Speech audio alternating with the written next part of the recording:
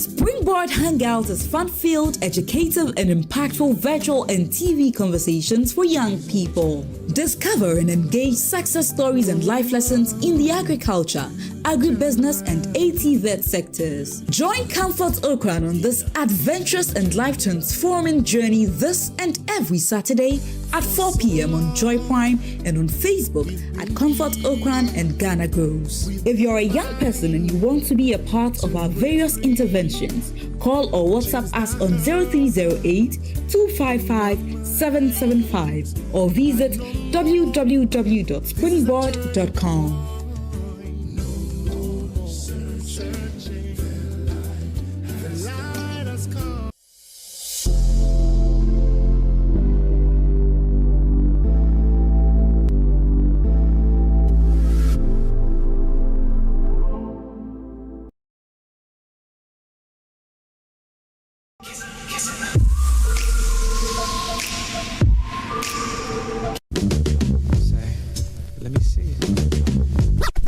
Mankene numu eteshi.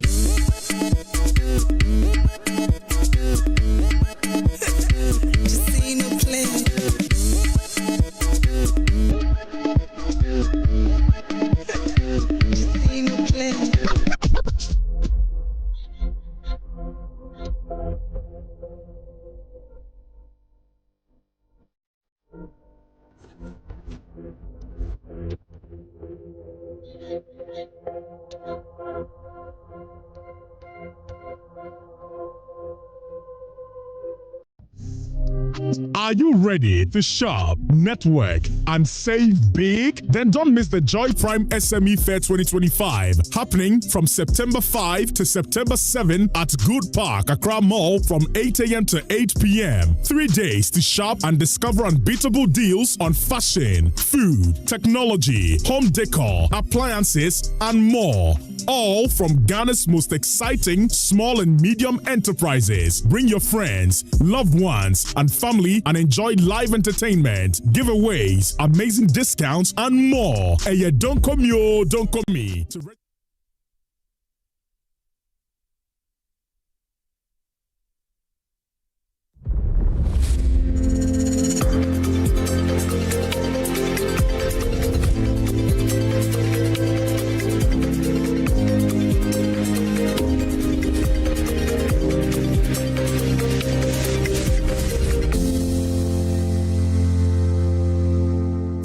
And there's a reason why you ought to wake up as early as 7 a.m. and monitor the Joy Prime channel because on Joy Prime and every Saturday morning we bring you Prime Insight. It's your weekend analysis program, Politics Unfiltered we like to call it, but here it's the battleground for ideas. That's why we're calling it Prime Insight, giving you a sense of all the topical issues that have happened over the course of the week. My name is Blessed Sogah, and of course, for today, we'll be having a host of individuals joining us to share their thoughts on all of these topical matters that have made the headlines throughout the week.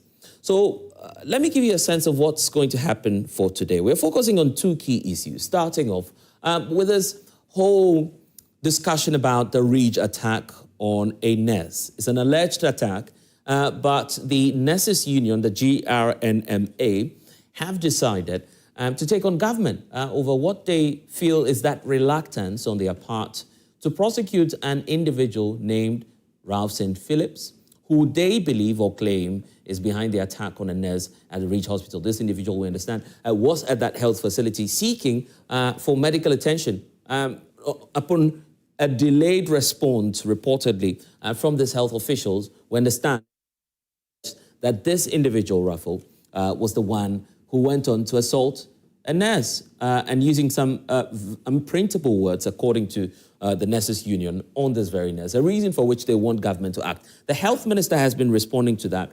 We'll be taking a listen to him really on this whole matter and what he intends to do about it.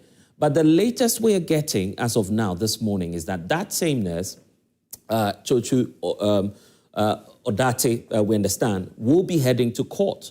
So that nurse feels very aggrieved about what's happened to her, and she's asking for a number of reliefs. We'll bring you, excerpts of the document her lawyers have written and have applied for claims in court and what she's seeking, and we'll give you a sense of what the way forward will be. This is Prime Insight, and if you're my guest viewing us both online, here in the studio, and wherever you may be joining us from, thank you for spending time with us. But later on as well, we know that President John Dramani Mahama is continuing the second half of his presidential travel. But he's not doing that aboard the presidential aircraft or the Ghana's presidential jet, if you want to call it as such. He's stoking a whole national debate as to whether or not we're going for a new presidential aircraft, knowing that the Falcon that we have serving the president is now grounded in France. It is sick. That's how the Defense Ministry is describing that aircraft, making the president now opting for commercial airlines, which some security experts say is a threat to national security. The Trade Advocacy Group, a group of importers, commerce groups, and traders, are now mounting pressure on the government to opt for a new one. So how did the president even get to Japan in the first place? Because he's been speaking as well, saying that he was never stranded in Dubai as part of these controversial reports that were coming through from the minority side, with the minority indicating that, well, the president did not have it as easy when he was moving all the way to Southeast Asia. In fact, they were claiming at the initial point that the president had at some point rented a private jet. All of these claims have been denied by the presidency. So we'll get an official response from the presidency for you this morning, and all of that you would have on Prime Insight. But I want us to start off by hearing the health minister address the press earlier this week, and some of the key issues that he's been raising, even beyond this attack on the nurse, including what he describes as medical negligence on the part of health professionals. Listen. On Monday morning, I sent a delegation to Ridge Hospital to ascertain the situation. When the delegation came back, upon debriefing, I realized that I had to follow up. And ladies and gentlemen, let me state this, that I have the health workers of this country at heart. And so any attempt by any individual or any group of people to try to incite the health professionals against government, pretending he cares more than us, is unfortunate. And we must stop that. It's an avoidable tension we must avoid. It doesn't help the sector. If indeed you are a practicing health professional in the sector, it doesn't help the sector. And so when the delegation came back, I had to follow up. I was in the company with the Deputy Director General and other directors of the ministry. We joined the medical superintendent at the Ridge Hospital, and I visited the victims. After going around, we had a closed-door meeting to discuss the issues, not insults. One, how to look at beefing on the internal security, staffing issues. So after the closed-door meeting, I came out to address the press to categorically condemn the physical attack. And that is the most important aspect. Medical negligence. Anytime I hear that, I clinch. We spend not less than, even in some cases, one facility, not less than 10 million Ghana cedis on medical negligence. Maybe you don't know. As a country, we don't have the money to buy the equipment, but we are spending so much. As I speak to you now, the cases on my table within this week are 3 that Attorney General has written to me to provide responses. Medical negligence. So it's a major issue that we are dealing with. So there are things we are discussing. I cannot put everything in the public domain at the moment. And at the appropriate time, we may address you on medical negligence. It's a monster rearing its head that we must deal with appropriately. And for me, let me at this point reiterate to the whole country that a respect irrespective of the level of provocation at any health facility in this country, nobody, irrespective of your status in society, absolutely nobody has the right to attack any health professional in this country. That is the gravamen of the issue. No diversionary tactics about handshaking. That is what we must concentrate on, to send a clear signal that our health professionals working at the various health facilities are safe. And so after the engagement with the management, when I pulled out of the wards, then in fact, in the engagement with the management, I made it clear to them that I had listened to their side of the story. And therefore, as a minister, I will also listen to the other side of the story. And I then constituted a committee to look into the matter, bring out recommendations for implementation.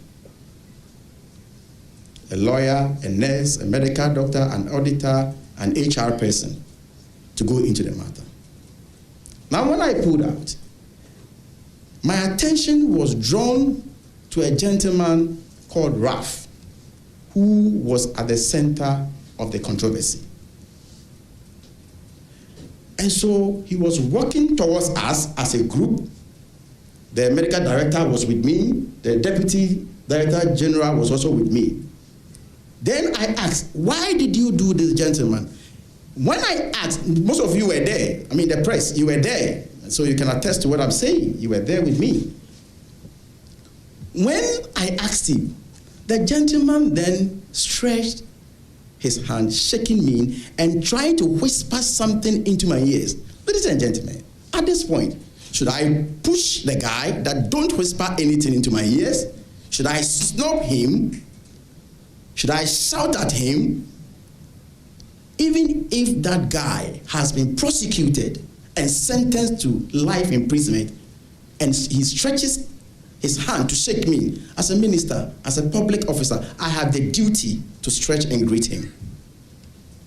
So let us not reduce the fact that I shook hands with him does not mean that I should stop any measure or any steps that the ministry or government will take to unravel the situation. And for me, let me at this point reiterate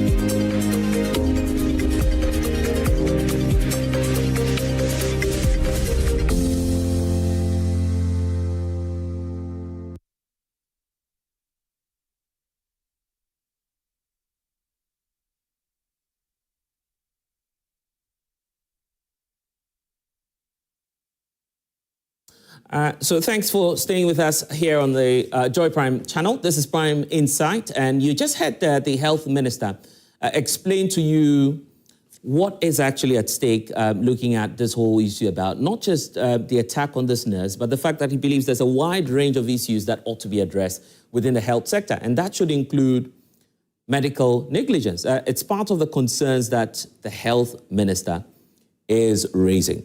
Now, we'll be getting an official response for you from the health ministry because the spokesperson for the ministry, Tony Goodman, will be joining us shortly just to speak about the minister's concern and all of these issues that are unfolding ever since this attack was recorded. But the latest that we have on this is the claims that the nurse herself, that's Chochu Bote, we understand, has gone to court. So that's it on the screens for you. That's the very latest we have on this issue, that the nurse who's allegedly attacked is now seeking some claims in court. And part of the claims that she's asking for is that she wants some damages to be paid to her. The full name actually is Rejoice Chochu Bote. And as you can see on the screens, part of the claim she's asking for is, first of all, the issue about damages of 5 million Ghana cedis for the battery she suffered, allegedly. Then she's asking for some other issues that transpired after the 17th day of August when she was attacked. She's equally asking for damages to the tune of some 2 million Ghana cedis for defamatory words, she says, that were used against her by this individual, Ralph St. Phillips. And beyond that as well, she's asking that within a certain radius, St. Phillips would have to stay away from her because it looks like she's traumatized, apparently, from this, issue that transpired. So there's an issue about costs, injunctions, and legal fees, which she says should be catered for by this individual, and any other relief, according to her, which would have to be addressed by the courts, whatever they deem fit, that would have to be awarded to her, all because she claims that she has been attacked. And so all of these claims you see there on your screens with the lawyers signing the details and indicating what their main concern is. So clearly, the health professional herself is not happy about what actually transpired, the reason for which you can see there, she's decided to go to court this morning, which is the latest issue that we have on this matter. Tony Goodman will be providing us with some, explanation to all of this shortly. But if you're joining us here, this is Prime Insight. How about I tell you about, first of all, my guests who are joining us this morning.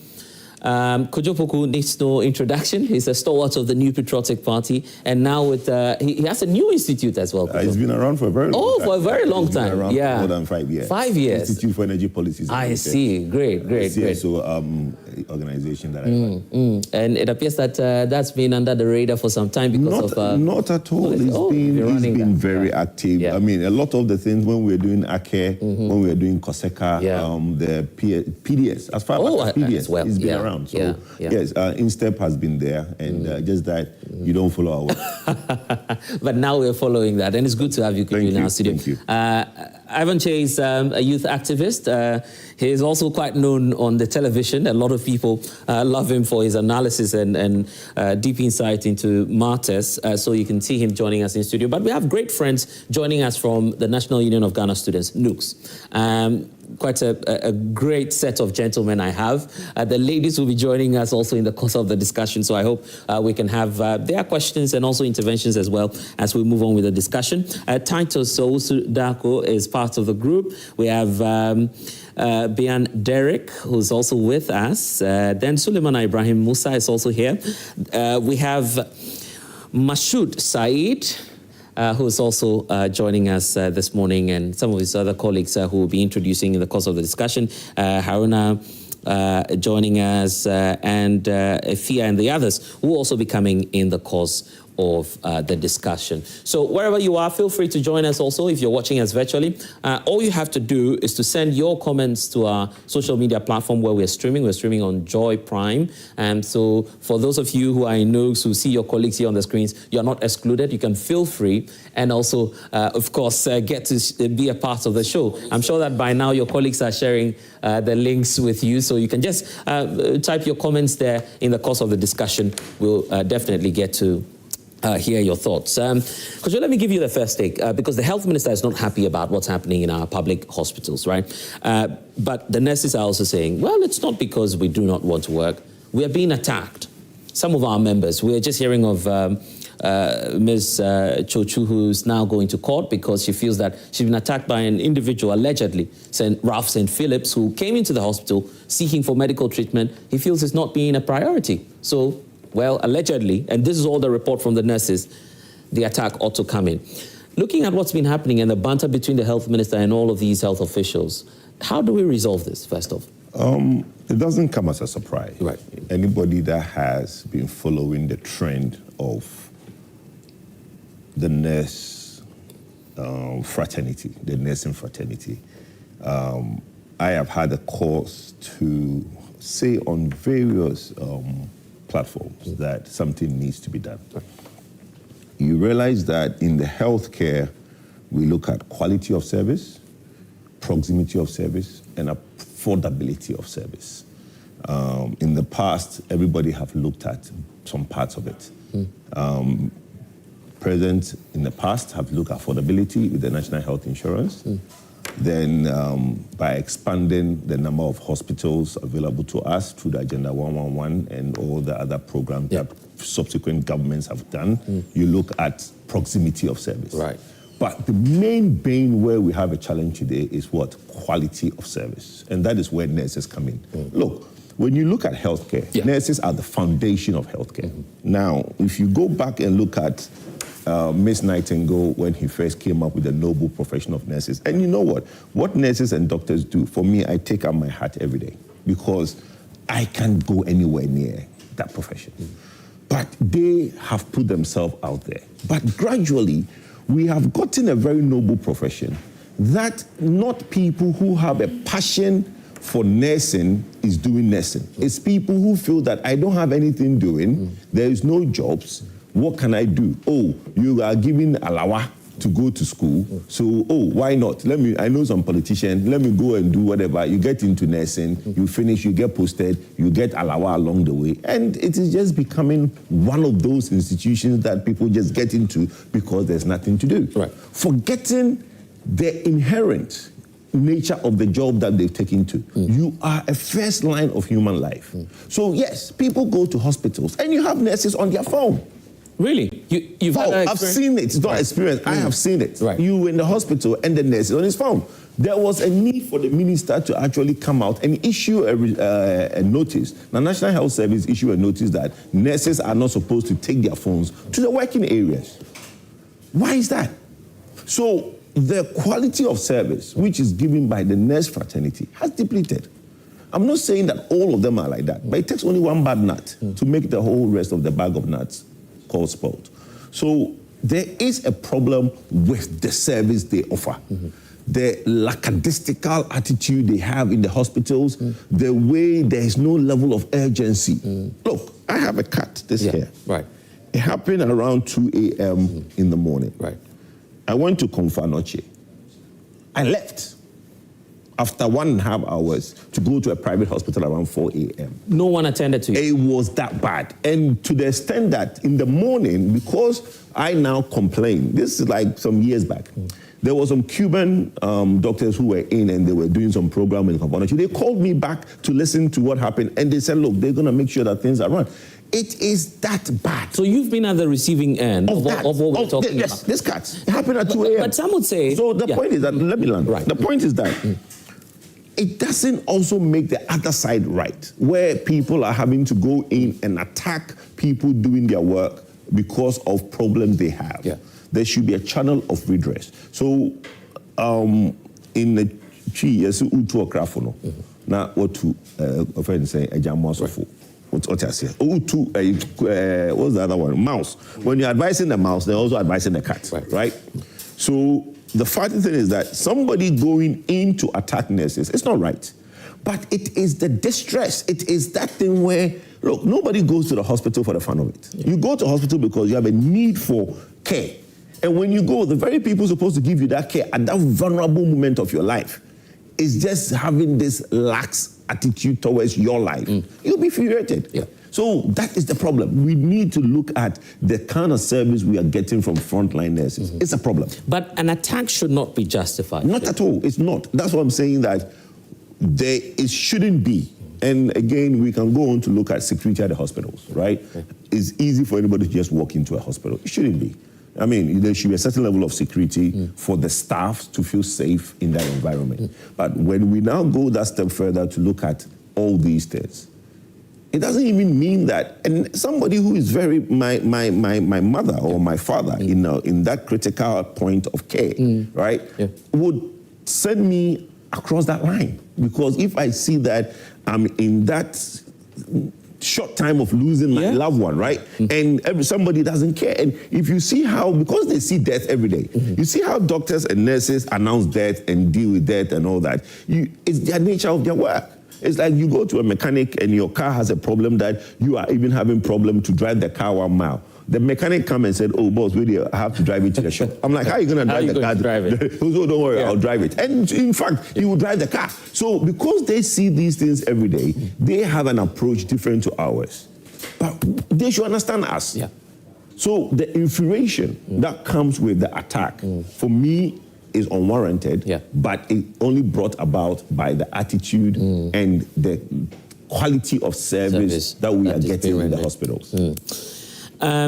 Just to announce that Tony Goodman, who's the spokesperson of the Ministry of Health, PRO, he's joined us. Tony, good morning to you. Good morning. I want you to have a third say on this, but let me hear from Ivan. Ivan, because that's the footage we have on the screen, pointing out what's been happening and these reports that we've heard of. Now the nurse herself has decided to go to court. Yeah, I think it's quite an unfortunate development to start with. And for me, this issue is like a coin. It has two faces. First of all, if you look at what happened at the hospital, it's highly condemnable because there is no justification for anybody walking into a hospital, whether physical or verbal, to attack or hold such a kind of attacks on a nurse. So it's condemnable. And the other side of it has to do with the attitude of health workers and, quote unquote, the kind of public perception people have about health workers in Ghana. For me, if you zoom down to what happened at Rage Hospital, I think there was a bit of lack of communication that ensued and gave rise to some of these things. Because at the heart of nursing training and medical training, there is something that we call establishing a rapport with your patient. Communication is very key. So listening to Ralph's account, when he went to the hospital, a particular nurse came to her and then applied bandage. When you are involved in RTA, one of the best treatment that you can very often get is arresting the hemorrhage. So that is exactly what was done for him. It means that within the emergency setting, something was done. But maybe the nurse failed to reassure him by communicating that, gentlemen, this is something that needed to be done and it has been done for you at this time. So wait, subsequent treatment will be offered. For instance, maybe you might want to take X-ray depending on the extent of it. Maybe the person has lost blood. You might want to take a sample to go and do full blood count. Maybe you may be waiting for a doctor to come and take a second look at the person. So if this break in communication happens and the person sits there, he might be thinking that nothing has been done. And again, there is this perception of, I went to the hospital, the nurses were not looking at me and those kind of stuff. You see, at the emergency settings, there is something that we call triage, depending on the severity of the condition that you came with. So somebody, you might come before somebody or somebody might come before you. But depending on your case. Exactly. So when they triage you, we have this yellow, green, red, depending on the severity, the person will attend to you based on. So they may be on you. An emergency situation may pop up. That is very, maybe, very, very... Are we not substituting that for poor service delivery? Because some people go to the OPD or wherever it could be, emergency ward. You get there and no one is even talking to you. So that is the communication bit. That is the communication gap. That has to be, improved on. For that one, that is understandable. But I'm saying that there is this general public perception out there that nurses don't care when you go to the hospital. So the care is dependent on the severity of the condition the patient come with, you understand? So the person might want to prioritize who needs that immediate care. And some of these healthcare infrastructure deficits that we have, you go to the various hospital, ask yourself, if you look at the ER section, how many nurses do we even have at a time taking care of patients? So I think there is the other side of it and then the other aspect of it all. But it's quite unfortunate that people have taken this whole thing. There is still some kind of emotional connotation in this whole aspect. You feel we shouldn't be emotional when people have had similar experience in the hospitals? I mean, many of them sharing their accounts. You just said, could you also tell me that? Look, but the he was frustrated to the point that he had to move out of the hospital. the case is, I'm not discounting the experience that he went through. What I'm saying is that, you see, issues like this to bring into the argument, what can we do to improve healthcare in general, you understand? Rather than, because I listened to some commentary on TV where some people were hauling some kind of unprovoked insult and attack on healthcare personnel, those kind of stuff. You see, we need to admit the fact that there are challenges in our healthcare delivery system and that there is the need for us as a country to improve upon service delivery. You understand? As we speak, most of the nurses working at our hospital, some of them have one leg here, one leg in the UK because of the way our manner, the service conditions. And because they'll get more money when they get to the exactly. UK. So the mind itself is not here. So I think this should give us some kind of a ground just to make sure we improve on healthcare delivery in this country. And for the nurse heading to court, I think that is her prerogative. You know, if you suffer one form of attack, or you can, or you have the right to seek legal redress in any way that you think. Because you wanted to chip in something let's quickly. You see, reality drives perception. Right. Let's not make it look like it's a perception. Let's just oppose public hospitals and private hospitals. Could you like, this is payback time for the nurses? No. But what we are talking about is only in public hospitals, not in private hospitals. These things don't happen in private hospitals. Go to Nyaho and see the services that you get in Nyaho. Go to any private hospital around the world and see the service you get. So we are not even talking about the full spectrum of healthcare in Ghana, where it's bad for all nurses. No, it's only in the public hospitals. Why is that?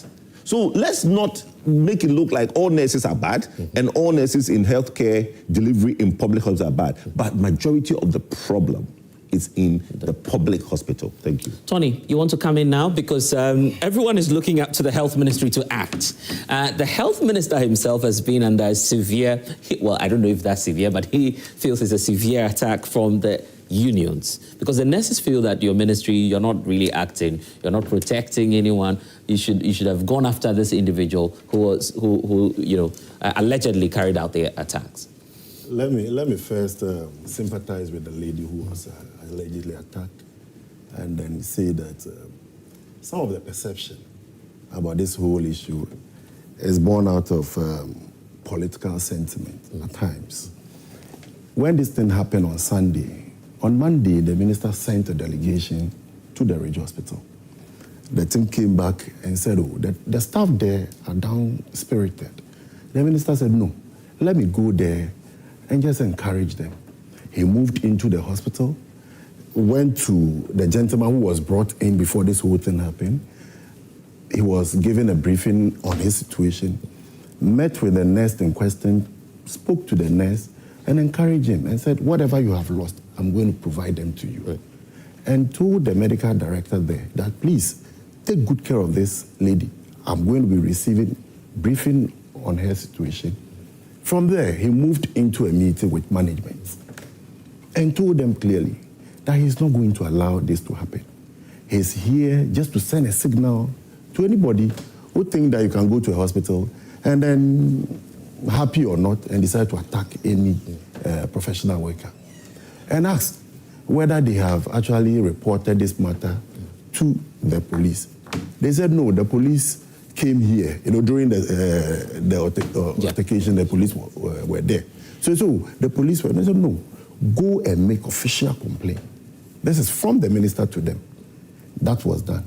So after everything, on our way to his car, and then we met a gentleman, I'm told he's called Ralph, who was shaking everybody. Then, because of social media, I quickly noticed. I saw that video. You saw it. I mean, to be honest with you, I thought the minister was patting him on the back. No, he doesn't know the guy. Because that's the impression you get. He doesn't know this guy. Shaking him and so I said, Honorable, that is the guy. So if you watch the video, then he went again and said, why did you do that? And the guy said, oh, Honorable, I will come to your office. That's what he said? Yes. So when we left Ridge Hospital and got to the office, the minister said, issue a statement condemning this action. I'm saying that when we left, after the handshake, yes, the minister asked or caused a statement to be issued condemning the action and also forming a committee to investigate the matter. I can say a privileged information. Right. I heard the minister talking to the hierarchy, the topmost hierarchy of Ghana Police. The minister asked his chief director to write to the regional command of Ghana Police to provide additional security to the hospital. Let me emphasize that all of these actions the minister took happened after the handshake. So the handshake did not stop the minister from taking any action. The minister on the same day formed this committee and directed them to start work immediately. As of yesterday, this committee completed their work and will be submitting a report to the minister on Monday. So, in the media, I am saying this because you said there is some misunderstanding between the nurses and then the misunderstanding is that the minister shook hands with the gentleman. And I'm saying the minister did called not prevent the leadership of the union to explain to them that, look, I didn't know this gentleman before, because they are incensed about that gesture by the minister. My brother, the tripartite is that the staff is here, the minister is the employer, and then the union. So these two are to look for the interest of this person. Whose interest are you on the lookout for now as the health ministry? The public and the professional worker who we have engaged to provide services to them. Is that possible? Some say you have to take a stance on this because, look, the public are not happy generally because of, as Kojo was pointing out, poor service delivery, especially in the public health sector. So there's that concern there. And they are in the majority as compared to the nurses who say, look, negligence is part of the service. All of these things you complain about is also because we don't have a fair system. My brother. Yeah. So on whose side are you? We are on the side of the public and the side of the professional health worker. If you don't take good care of the professional worker, how would that professional worker provide care to the people? We've all agreed, and we are aware of the system we have inherited. We are aware of what is happening in Ghana. That is why the minister, upon taking office, did not say that let me be an armchair minister. Right. He goes to hospitals unannounced to see for himself what was happening. The minister, upon visiting some of the places, have provided equipment to them. Next week, he's adding additional equipment to some hospitals. He's actually procured a lot of equipment. I'm sure by next week they should be arriving for some of the hospitals. Let me tell you what happened. At Ridge Hospital, this gentleman, when he was brought in, and then they finished the triaging, the doctor said, oh, no, we need to do some surgery on this guy. But we need another diagnostics. And that can be done outside the hospital. So they quickly invited the National Ambulance Service to go do that because they have to move the guy. So the guys around thought that, oh no, they are referring the guy to a different place. That was the whole issue did not start with Raf. Raf, when he saw the guy, he said, no, Miss Graham, they were referred from a facility. Let me put that on record. So you mean to say Raf was not the one who masterminded the attack? That is not what I'm saying. Okay. I'm saying that Raf and his other guys brought in a gentleman. This gentleman was being taken care of.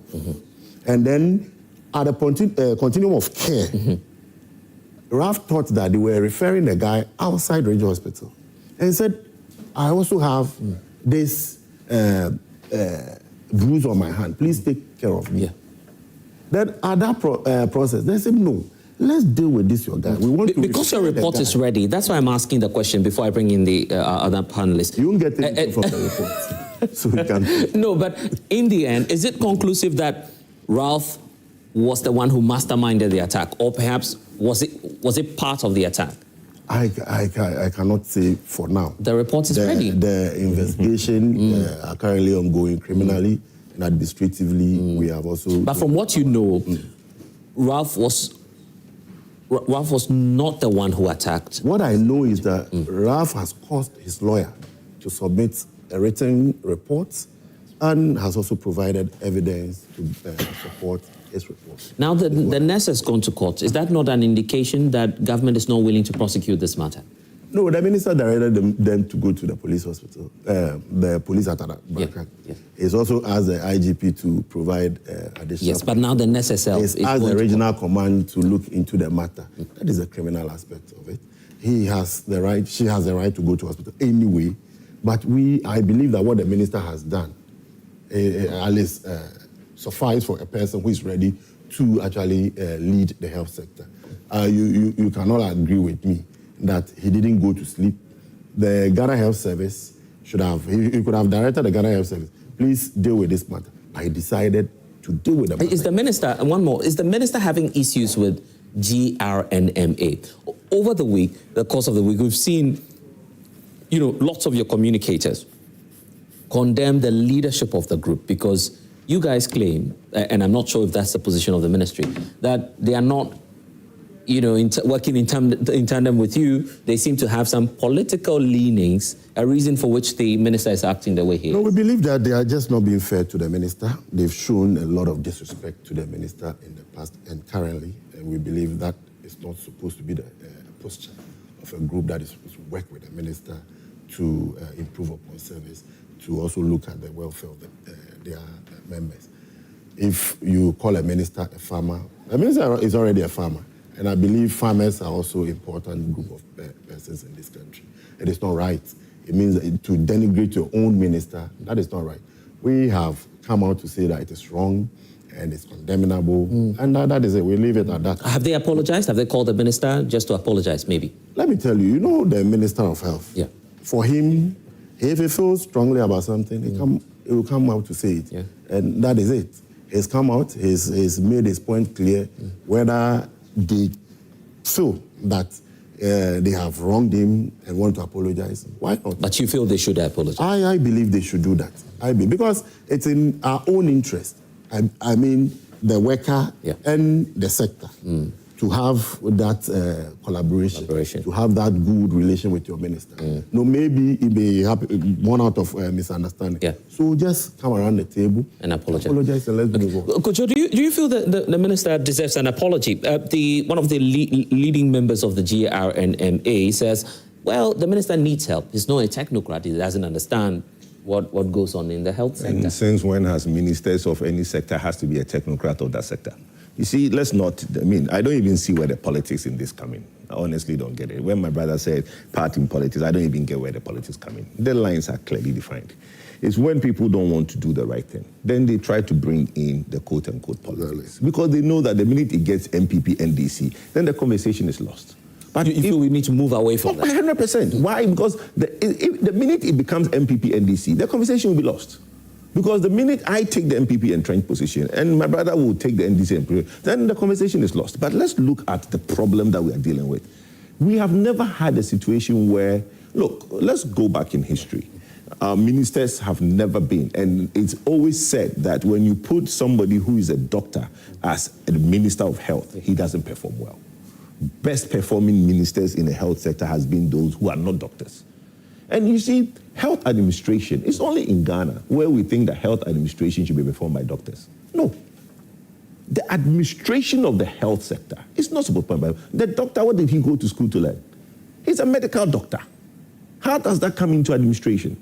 You understand? So you need somebody who have a 360 view of the sector. At least you understand operations. It understands everything, but doesn't have to understand. You see, that's why technocrats and advisors come in. And that's where we have in the Ghana Health Service, that's where you need your technocrats. But at the policy end of it, you don't need him. So if you are saying that Honorable Akando is a farmer, so he can't lead, what's that? That one, let's not entertain it. Whoever, if it was said, 100% they should apologize. But the most important thing I want to say is this. Look, whether somebody instigated or somebody did not instigate, there are clear lines of action. Prosecute, criminal investigation. My question is is there CCTV at the Ridge Hospital? Yeah, we've been showing some of the footage. Right, so if there's CCTV there, clearly the CCTV will show you exactly what happened at the nursing station, at the OPD area, at the theater area, at the emergency area. It will clearly show you, right? Then you move on to the next step of criminal investigation has been directed by the minister. But going forward, that's the most important thing. What next? The nurses' fraternity should admit that there is a problem. And the general public have that problem. So if the general public has a problem with the way nurses, and not all nurses, let's make it very clear, some nurses, the attitude of some nurses. Look, if people take a job and complain about condition of service, I have a problem with it. You know why? Because this is a poor country. We've never been a rich country. Our healthcare service have never had all the equipment. Our healthcare service have never had all. People have actually performed under worse conditions and they were happy to be nurses. Our aunties, grandmothers and fathers performed under worse services. Today, most of the hospitals available in Ghana are better standard than what they were. Are you being fair to the nurses? No, I'm just saying, let's be real. You know the profession you're getting yourself into. It's like a carpenter complaining about sandpaper. There'll be dust. Definitely. Let's get into the audience. There's a reaction from some of our students who are agitated, student leaders who are agitated about this. Titus, you have a point to share? Yes, please. All right. First of all, let me commend speakers for giving such an outstanding contributions to this matter. My name is Titus Osudako. I'm the General Secretary for the Ghana Union of Professional Students. Right. And as a professional student, I believe that professionalism is very, very important in every field, every job, in every sector, so far as its work or mandate is concerned. Right. And I love the fact that one of our guests mentioned we shouldn't politicize this particular issue. Immediately we try to politicize this issue, the hardcore or the hard angle of it will fade away. Nurses, midwives, and other institutions under the health sector, I believe as a student leader, we should come together, join forces, rally behind the ministry and the sector so that issues like this would be taken off. If we try to create a perception that he's not a health professional and so leading is not okay, these are some of the things we as student leaders heard during his appointment. And I believe he's not the first to have been a Minister of Health. Someone has been. In fact, the immediate past one was not also a Minister of Health. Was not a health professional. We should rally behind the minister and then the ministry at large, join forces together and ensure that we head towards one goal in creating a betterment. Is it the case that you feel that the nurses are not performing up to standard? I love the fact that they also mentioned that. You know, that's a reality. Let me adopt the statements. From Kujo. Exactly. That's the reality. I wouldn't say it's a perception, it's the reality. When you go to any government hospital, majority of the nurses are not living up to the billing. And sometimes I ask myself, is the cause from the root of the training they had at the nursing training schools, or it's because of some of the things they are not getting from the ministry or from the government? What do you think? You feel it's more about training?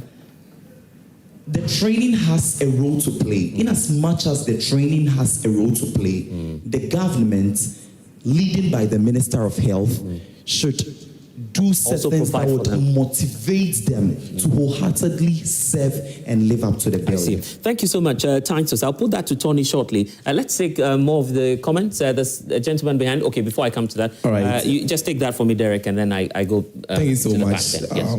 Once again, my name is Biam Derek, an aspirant for National Union of Ghana Students, Secretary for Union Development.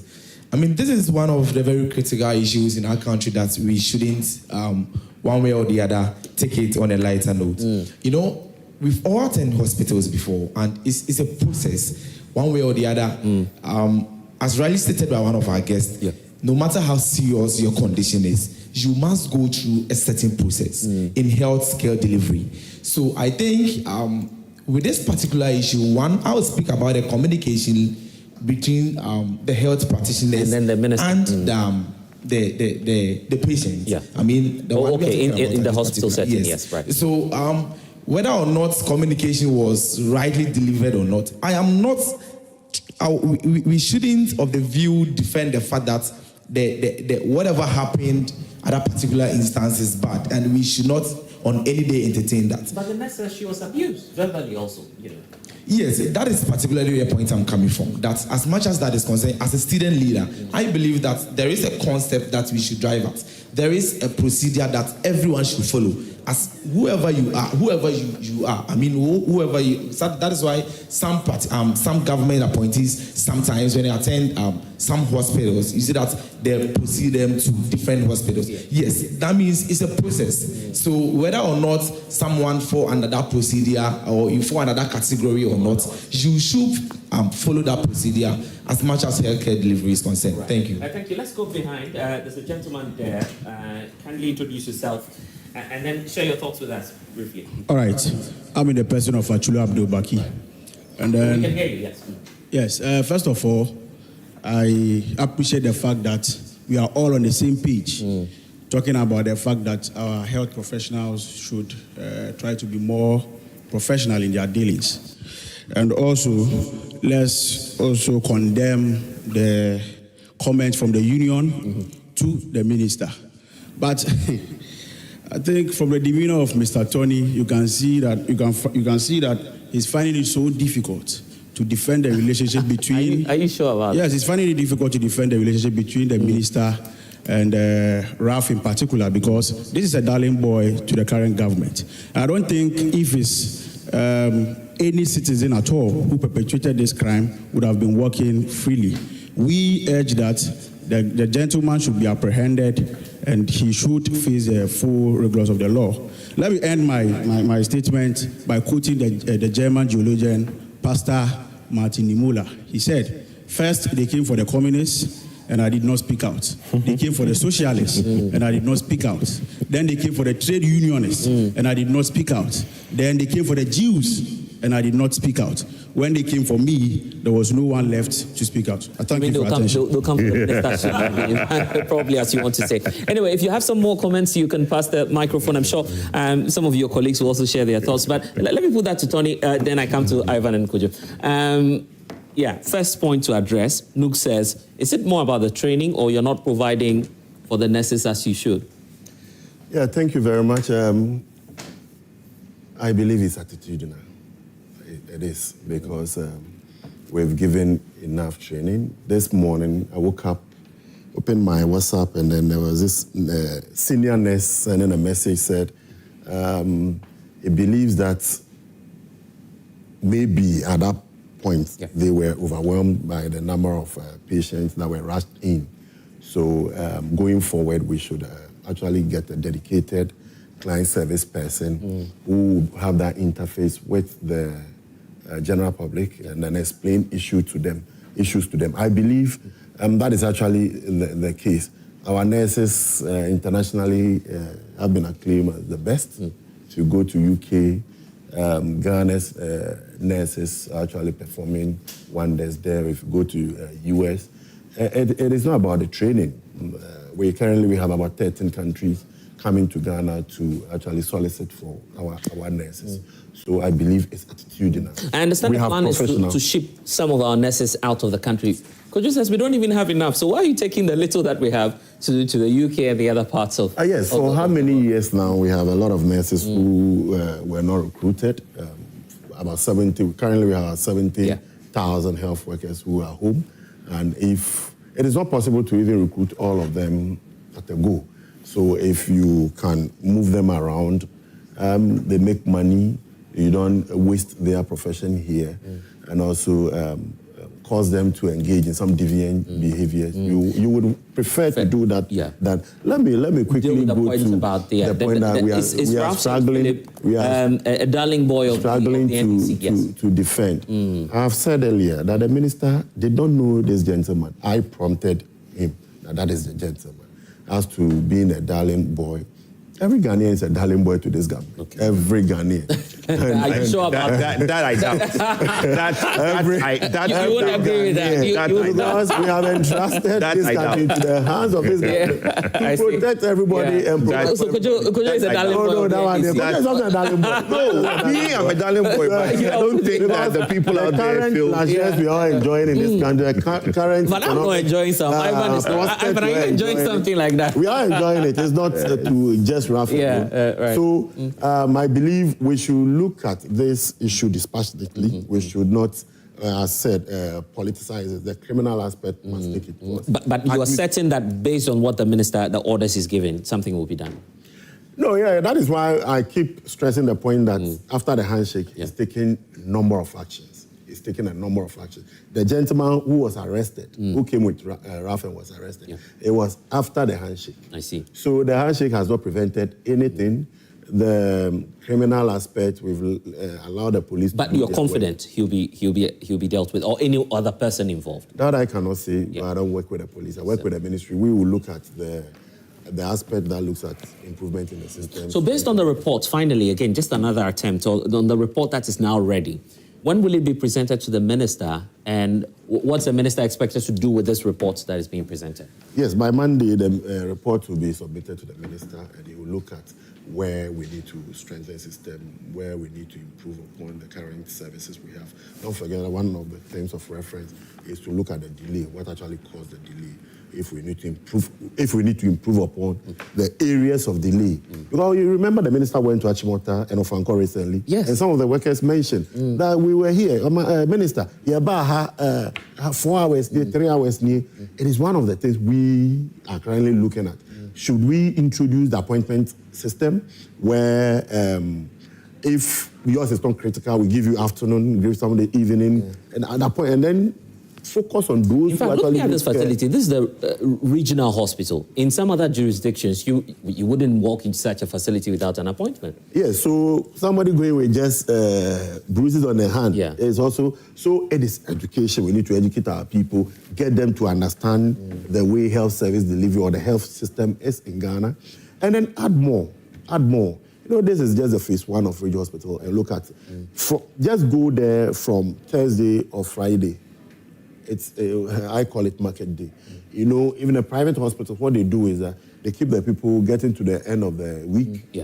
They refer to Regional Hospital. And the directive from the minister to Regional Hospital is that don't turn people away because you don't have beds. If you have to stabilize the person on the floor, please do it. If it's just on the bench, you have to stabilize the person, please do it. Let's say that if you provide Regional Hospital with 2 million beds, you will still have issues. If we do not change our attitude, our lifestyle, our behavior, if we do not change, we'll be rushing to Regional Hospital. Let's make checkup a constant thing to be doing. Anytime you check, otherwise you'll be there last minute and then you are rushed to the hospital. No. Wrap up for me on this surprise visits that we're seeing by the health minister. You see him spring up today in this hospital, tomorrow he's elsewhere. He's not going to stop.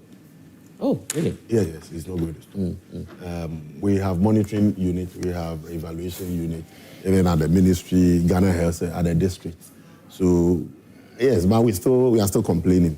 The minister believes that they should do their work. I will also go and check. Yes, you are doing your work. I am also checking to improve my decision anytime I have policy directives to make. Then I can say that, I have gone there myself. I've spoken with workers, I've spoken with patients, and this is how not the window dressing. When the minister is coming, then quickly we dress the plane. No, unannounced. So just prepare. The minister could another one. It's coming. Yes, it could be in your facility at any time. Ivan, do you believe the sentiment that Ralph St. Philip is now becoming a darling boy for the NDC? I'm not sure. Ralph has been an activist, and I think over the years, some of the things that he's done, people are quite privy to some of the things that he has been doing. So for me, I think he was doing one of his many things. It was unfortunate it got into the excesses, and I think we've all condemned these things on certain terms. My younger brother made reference to nursing training. I think nursing training in Ghana is one of the best in the world. That is why Ghanaian nurses fit into any particular space. For instance, if you're a Ghanaian nurse and you are traveling to UK, you don't write any exams in the field of nursing. What you do is just write the IELTS. In America, you only write the NCLEX. Once you pass, you fit in. So they are best trained. But the issue has to do with... that good out there, how come, when you go into a Ghanaian public hospital, the feeling is not the issue has to do with attitude. And some of these things, if you zoom into other entities like the bank, you might one way or the other gone to a bank and somebody might have treated you the same way. You go somebody maybe on his phone sometimes. So I think, you see, very often when issues pop up like this, we very often fixate on the emotional aspect of it without finding a common ground and building a solution. For me, I have always argued that I know some foreign companies in Ghana, once you enter into their premises as a worker, you leave your phone somewhere. You only take it on break or maybe after work. You feel we should do that for? I think we should, because take away their phones. Exactly. I think and pay allowance for that, because I think that very often. Yes. Because allowance for allowance. But we've got to the extent people are asking for. We've gotten to a set of people asking for height allowance and so.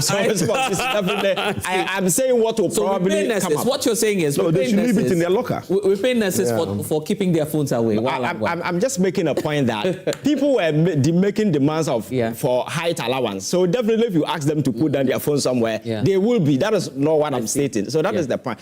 But so far, I think I like the way the minister has conducted himself thus far. He has shown some competence, and because in the midst of all these attacks, he has been able to compose himself, looking at the demeanor amidst of those unprovoked and unwarranted attack from the General Secretary of the GRNMA. And I think it was quite unfortunate. Wherever he is, he should gather the courage and apologize to the minister, because such attack is totally uncalled for. Because as a leader of an organization like professional nurses, you should not be seen in public space going that particular kind of line. I think it's quite unfortunate. So these are stakeholders. And I think if we can improve on healthcare, it will come as a result of this multi-stakeholder engagement involving nurses, minister, and even the public. So it should not be seen as, oh, you are there as a minister, do it and let's see. If we do that, we don't get anywhere, you understand? As we speak, if we collaborate in this particular manner, we come to the realization that there are a lot of things that we need to do to improve healthcare in this country. And once we do that, it will benefit everybody. But if people begin to see the other guy as you are the one responsible, just do it and let's see. And the argument of the nurse being likened to a farmer was quite unnecessary, because you see, there are prominent farmers in this country. The president himself is a farmer. I'm told Otunfo himself is a farmer. So you see, such denigration and stuff, you don't do some of it. There are prominent. Oh no, most of them. Some of their own farms. Yeah, they own farms, but doesn't make them farmers. So that is it. Indirectly. No, but once you own farm, that is it. You understand? So I think that is the kind of assertion we shouldn't be throwing out there for people. Yeah, you think we shouldn't belittle farming? No. And yesterday, the association issued a statement asking him to apologize and retract everything that he said. You understand? I think it was quite denigrating, especially coming from a professional who should know better. It was quite unfortunate. I'm still expecting that he will do the needful and see the minister as a partner, and that they can collaborate to improve healthcare. Because of time, I see that there's so much interest. Gentlemen, just hold on for me. Over 2 decades now, apart from Okubo, who served, I think, 6 months, we've not had a medical doctor serve as a minister. Okay, gentlemen, you know what? Briefly. That's what I said for 2 decades. Here's what we'll do. This issue is of so much importance. The Deputy Presidential Spokesperson, Shamima Muslim, is also joining us via Zoom. So here's what I want us to do. We'll take a break. We'll take a break here on Prime Inside. When we get back, Nooks is also here. A number of our student leaders have concerns. We'll come to Kojo, take his thought as well. And probably we should be closing the chapter on that. I'll give everyone the opportunity. But you're watching Prime Inside. If you're online as well on Facebook, YouTube, just type your comments. We'll be coming to that as well, finding out what some of you online also think about this. Stay with us. We'll be right back.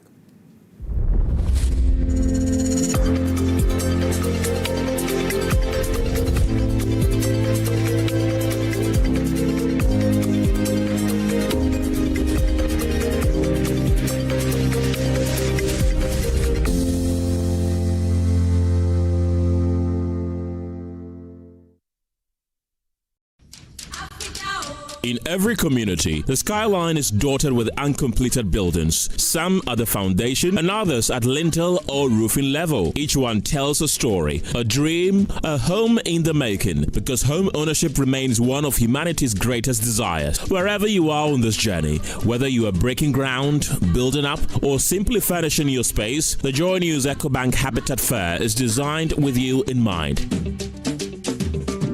Join us from Friday, the 12th of September to Sunday, the 14th of September 2025 at Good Park near Accra Mall for Joy News EcoBank Habitat Fair 3rd Clinic 2025. Let's help turn your home ownership dream into a lived reality. EcoBank, the Pan-African Bank, partners the EcoBank Joy News Habitat Fair and brought to you by Drive EVGH. Drive into a sustainable future. Virtual Security Africa. Security for all. Safety and home solutions. You think of a door? We have it. Superlock Technologies Limited. You deserve the best. EPS Pipes. Connecting you to life. Elegant Homes and General Construction Limited, where quality meets value. Gold Key Properties. Transforming the landscape. Ayuda. Ghana's #1 services app. App Bako. Services Bebre. Special Gardens. Memorable Living. DBS Industries Limited. We truly are your roof masters. Door masters. The best indoors. Lesh Fortune Limited. Unleashing luxury with perfection, one space at a time. LandlordAfrica.com. Bringing the real estate industry to your doorstep. The Builders Market. Bathroom, get it right. Right House Energy Limited. Let's build smarter energy together. Masters in solar installation. Syntex Tank. Air strong. Air tough. Interplus. We make sure water reaches you even in space. Yoben Security Doors. Protecting lives and properties. Clifton Homes. Beautiful homes. Wise investments. Western Villas. Where dream meet reality. EcoBank Joy News Habitat Fair 2025. Dream it. Own it. Live it.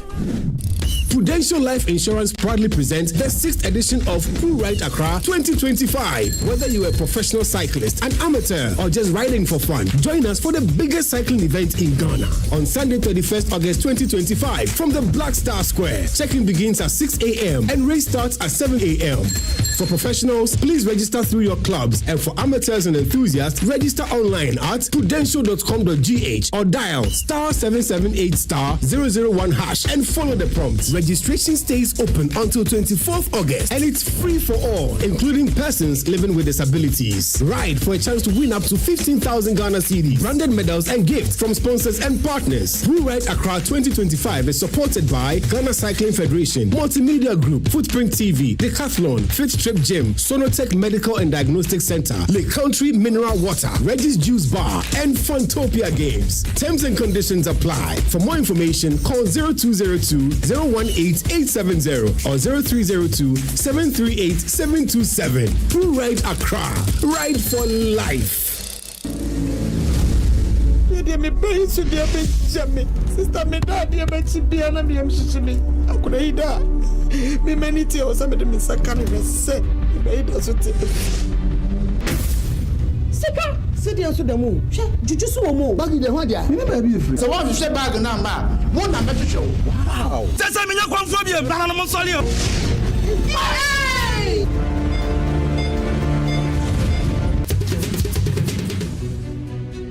We face real challenges every day in Ghana, from high rent prices, housing challenges, expensive food, traffic that drains our pocket and reduces our life expectancy, and rising electricity bills. But what if we told you that these problems are all interconnected and there are sustainable solutions that can actually save you money and improve your life? This August, the Joy Sustainability Month focuses on solutions to some of our key sustainability issues. For 4 weeks, we're diving deep into the issues that matter to your daily life. We will explore how you can still afford to own a home in Ghana, why your food costs so much, and what we can do about it, how to cut your transport costs, and practical ways to power your home, amongst others. Every weekday, join our expert conversations on the Super Morning Show and other programs.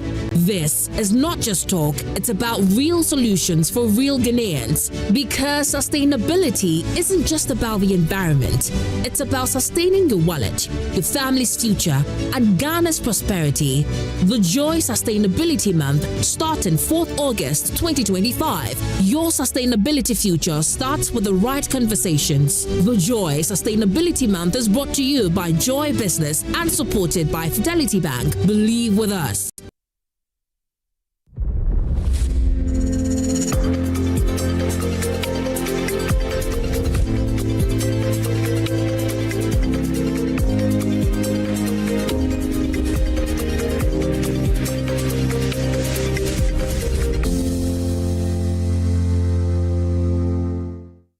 And thanks so much for staying with us here on the Joy Prime channel. This is Joy Prime Insight. And don't forget that we're having a good time talking about some of the ills in our public hospitals and the concerns that many of you have been sharing with us. Our next conversation is coming up, which is on presidential travels and whether or not we should purchase a new presidential jet. Nana Poku of TAG, the Trade Advocacy Group, he'll be joining us shortly. I believe that he also has a take on the nurses issue, including the Deputy Presidential Spokesperson, Shamima Muslim, who's also joining us via Zoom. Shamima, you had wanted to do a brief take before we move into the presidential travels. Let's hear your take on this whole banter between GRNMA, the minister, and all of these concerns coming up. Then we close the chapter on this and zoom right into the presidential travel. Shamima, I hope you can hear me. Welcome to the program, and kindly unmute so that we can hear the points that you want to share with us briefly on this. Can you hear me now, Blessing? We can hear you now. Great. So I was saying good morning to you, to your guests, and then to your studio guests. I didn't know that was the format. It's a very interesting format to bring a cross-section of the public to also contribute to the issues. I've been following the conversations. I think that almost all the important grounds have been covered in this particular matter, and so we really need to all remain calm and ensure that the investigation is completed and those found to be at fault ought to also face the consequences of their conduct. Again, as it is usually said, when two elephants fight, it is the ground that suffers. I think it's important for all of us to recognize that government and the health sector and all the actors within the health sector, in particular, because the health of the nation is actually the value of the wealth of that nation. And because all of us at some point in our life will be health seekers, we will interface the health system. We will go to hospital to receive health care. Nobody can advocate for our health institutions to become unsafe spaces for both those seeking health care and also those who are providing vital health care for the seekers of health care in those spaces. So as a government, we cannot condone any action that seems to bring chaos and violence to the workspaces, no matter where it happens. And the president is not one to encourage or support violence at our workplaces, not those that are issued by individuals coming into those spaces or violence that are meted out to patients, patients in the care of health workers. Okay. Because we all do know. Yeah, because you're closer to the president, when we talk about the health space, the plan is to do the Mahama Cares program. How are you, factoring in issues such as infrastructure, welfare of nurses into all of this? Because yes, the program might be limited in scope, but I hope that you have plans to include that whilst the president rolls out this policy. It goes without saying, because welfare is number one. Without welfare, how are you going to get the best, from anybody who works within the health space? And I'm happy you mentioned it because I needed to remind us that if there is anyone who has shown commitment to the health sector, even though the health sector remains one of the most challenged, it is His Excellency, the President, John Dramani Mahama, his boss before him, the late President Evans Atta Mills. Because I keep saying, and many nurses will attest to this fact, that in terms of the infrastructure that we have seen deployed within record time for the health sector, it was under the NDC regime, Mills Mahama regime. A lot of them today complain of having sat home several years after, they have completed their training. Why? Number one, there is no infrastructure to admit them into, and number two, there is really no enough resources to admit them into. If you look at the number of health sectors, including the same rich hospital, the Greater Accra Hospital that is right now in the eye of the storm, that infrastructure was completed under His Excellency John Dramani Mahama. If you look at the first quaternary hospital in West Africa, situated at Legon, the Legon UGMC, was also done under the NDC Mills Mahama, completed in the Mahama regime. Many of the regional hospitals that we have district hospitals, health structures received a major boom. So you cannot say that President Mahama is not committed to the welfare, because welfare includes ensuring that there is space to absorb our healthcare workers. Number two, with regards to even the training of our healthcare workers, as we speak today, there is no backlog of payments of allowances to nursing trainees. Though these are uncontestable facts. So when a matter comes up and the first posturing, the immediate posturing of none other than the spokesperson of a major stakeholder in healthcare delivery in Ghana, David Tinkoran, is to take an adversarial posturing against your number one key partner, the health minister representing the president of Ghana. I think we all have to take a bit of a breather and, reflect on our actions. Because when if there is tension between the health ministry and the health sector workers, nobody is going to win in that fight. Not the government and not even the nurses and midwives that, are part of this. Again, let me reiterate our condemnation of violence at the workspaces. Also, we are calling for accountability. And that is why the minister did announce. And it's so unfair, the kind of attacks that came to a minister that seems to want to be at the heart of our health system to find out the problems with the intent of finding solutions.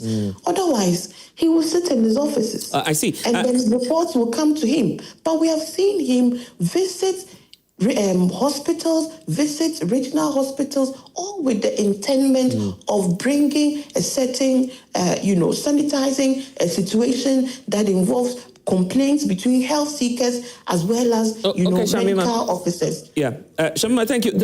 In just a minute, deal with this so we can move to the next chapter. The point about... I'll come to you. I'll come to you. I'll come to you, Kojo. Kojo, I'll come to you, please. Yes.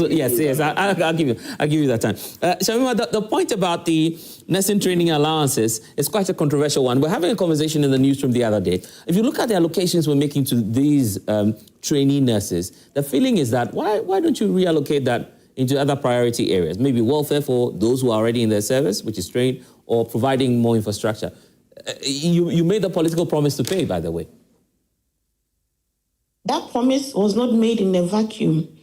That promise was made because a lot of the people seeking health training, either as nurses or midwives, HND nurses, if you look at the profile of them, many of them come from households that are challenged in terms of the ability to take care of their training. And so that promise was not made in a vacuum. It was in response to the demands and expectation that the inability to care for oneself whilst in training should not become a barrier for accessing training in vital sector. Governance is a very complex conundrum, and it doesn't lend itself to very easy answers. It is never an either-or situation. It is always at every time finding the right balance between prudence and also meeting the expectations of the people that should govern.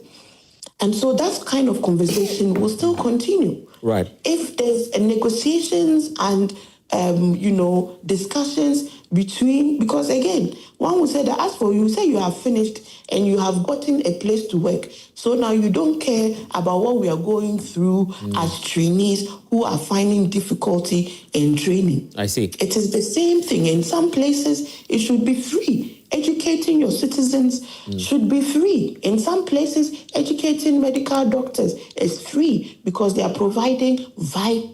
they will provide vital care to the citizen. So once again, let us ensure that we use the medium of civil dialogue to resolve every and any conflict that faces us. And that's the advice to all of us. And to know that the health minister is on the side of the health sector. He has to straddle those two sides, representing government. No government wants to lead in a situation where there is trouble every day in that spot. That cannot be the focus on the intention of the government. Thank you. We want to work to solve the problems. Cooperate with us and let us find a middle ground to solving our problems. All right, Samima. Could you briefly, just so you can... So well until Samima came in and started spewing politics. How can she say that the NDC in the last 7 months have provided more healthcare in the country, healthcare facilities in the country than Nanado in 8 years? What contrary facts? No, hold on. Let me give you... Hold on. Samima, Samima, you had your time, please. Samima, you had your time, please. You had your time, please. In Accra alone, I'll just stick to Accra. 5 polyclinics in Accra. Ashiaman, Adenta, Botiano, Oduman, and Sege. 5 polyclinics in Accra alone from 2017 to 2019. How can you... The promise was Agenda 111. Hold on. You haven't completed a single facility before you left office. It's not true. I mean, we checked the database. It's not true. I was part of that research process. It's not true. We checked the database. My brother, Agenda 111, they were commissioned. How can you say they were not? Hold on. They were commissioned. My brother, government released... No. Please. Government released its own data. I just want to, but let me... You're speaking to the facts. When Samima was speaking, you allowed him to speak. Yes, but obviously because you're raising a matter that I've also researched. But people, hold on. Are you telling me that the cameramen that went to the commission of Agenda 111, they were what? AI videos? So let me explain this to you. Government launched its own tracker. Forget that one. I'm using government's own data. For Agenda 111. If you go to... Are you saying that? Hold on. We've been... Calm down. No. You see, none has been completed. None has been completed. Hold on. I went Katamanso. No. It's not part of That's a fact. Hold on. So are you saying... Not even... Please, my brother, let's continue. Can you guys give me a minute?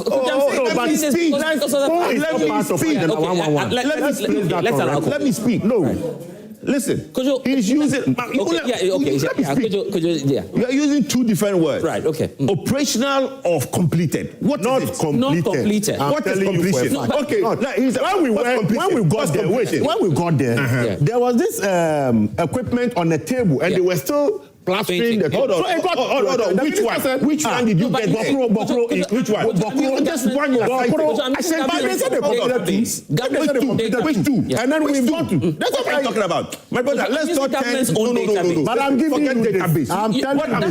Let's not turn... Please. I am telling you this. Why are we shifting the conversation? Right, okay. Samima said that His Excellency, he tried to now bring in Professor Atamios, skip the Nanado's 8 years, and said that John Dramani Mahama, saying that in the 4 years of Mahama, of first Bahama 1 and Atamios 1, and then now 7 months, they've done more health facilities in the country than Nanado's 8 years, which is not true. My brother, listen. Let me finish. Has dealt my brother, capping with what? Let me finish. The Irroject project. The Irroject, my brother, you say you are a civil servant too. Let me not tell you.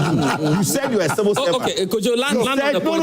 He said you were a civil servant. But I'm telling you, these are facts. He said you are a civil servant. But these are facts. So if you want to go with this, I'll deal with it. But these are facts. Let me finish. The Irroject project. Did they finish any of the Irroject projects? They didn't finish any of the Irroject projects. Meanwhile, they said they started it. The Irroject project was started by them. MPP came and finished them. You said, hold on. You said you did. Hold on, my brother. Are you saying that? No, they don't get affiliated? Okay, Are you saying no, they don't get affiliated? Because of time. My brother, but you can't tell it to a politician. No, you said you are a civil servant. Don't worry about that. But just I am worried because then you don't worry about that. Because you are cloaking. Yes. Don't be cloaking. Yeah, go on fast. Yeah. Right, thank you so much. My name is Suleiman Ibrahim, the Chief Clerk for University of Ghana Parliament. Okay. I'm privileged to be here this morning. I'm actually enjoying the discussion. Right. Right. Mr. Blessed, I think this country, one of our problems is politicization of national issues. I was enjoying the conversation until politics set in. Right. Look, this matter shouldn't be a issue that we would talk and just leave it like that. I am urging the minister to bring out, a feasible policy and concrete policy that would actually make sure that the security of our health workers, is being taken care of, and then that of Mr. Kojo made mention of our nurses having a problem. This has been in the system for a very long time. What are we doing about it as a nation? It should always be that until nurses are attacked, they will come on national television and say blah blah blah. Nurses have problem, but then we are not providing a pragmatic solution to these issues. So until we provide a pragmatic solution to this issue, we will continue to lament and lament and lament. So therefore, I am urging, the minister to use this opportunity to self-reflect, find out the problems, propose a solution to these problems, and then bring out a concrete, a policy that would do what? That would cater for the security of our health, workers. Yeah. And then this concrete policy will go in a very long way to curb the little trust that has been broken between the Ministry of Health and that of the health. We'll come back to you shortly. Give the opportunity to the woman before I go to the gentleman, because we need to be inclusive as well. And yes, your point briefly, then we take your colleague and then... Thank you very much. I am Lodi Efiama Kwamreku, Political Science Students Association, General Secretary-elect, and a member of University of Ghana Parliament. Okay, so what I have to say is that yes, there are processes in which when you go to the hospital, you have to follow. But whilst the processes go on, it shouldn't be an avenue for ignorance. Okay, so sometimes when you go to the hospital, with the way in which the nurses even act to you so rudely, sometimes they look so unperturbed. Someone is being rushed into the hospital, they sit there and they watch. Yeah. You can be sick, all right, and sometimes even the way they could talk to you so nicely could go a long way, and even for all you know, the sickness or whatsoever could reduce. So and about how they treat the people. Oh yes, very true. Because if I'm being pampered, experience. Not me, but I had been to the hospital where somebody was needed assistance from the help and she was ignored. So she actually burst out, and it was very terrible. It was very bad to watch. Like, a hospital, I need help. You are not assisting me. Yeah. That is very bad. And regardless, the bad conditions at work, it shouldn't be at the expense of people's lives. Right. Yes, so in the end, the hospital should be safe for both patients and nurses whatsoever. Okay. Thank you. Quite an insightful point there. Let's just move behind, because there's a gentleman there also who has an interest in this Thank you matter. very much. My name is Herbert Apietu-Dankwa. I'm the Speaker of Parliament for University of Ghana Parliament. Oh, Mr. Speaker, welcome. Thank you. Yeah. So, the conversation going on is really at heart, particularly to me. This is because most of the time, one way or the other, we've all been victims, if not personally, our families and our beloveds. But one particular question I keep on asking myself is, what are we doing about the character and attitudinal deficits that keeps on replicating itself in different contexts? Because it's very key, and it's at times annoying and disappointing to know some of the small character deficits that some of the nurses portrays it's very difficult, particularly in emergent and urgent situations. They may be indifferent, as seem no one is even there to train them to work as they are expected to do. And it really, really go a long way to affect. They should know that the particular position they are put into, it is an emergency position. A single mistake can cause someone's life. And because of some mistakes and indifference and some nonchalant attitude, it has caused the death of a lot of people. This is not just a conversation about ministry. There should be regulatory policies in terms of conduct of some nurses. Notwithstanding, recently, a colleague of mine went to the hospital with an urgent situation. You know what happened? There were people there, but the moment they entered, they tipped one of the nurses. And you know what he did? The person stopped and attended to them. Who know the situation of the other ones? And this comes to state a particular gap within the characters that they dispose out there. So I would like to urge the ministry, they should bring in regulatory measures. It's high time that we start considering things from professionalism aspect and all these aspects taken into consideration. Okay, let me just take some messages coming through. Richard Seriam Azameti says, good morning, Blessed.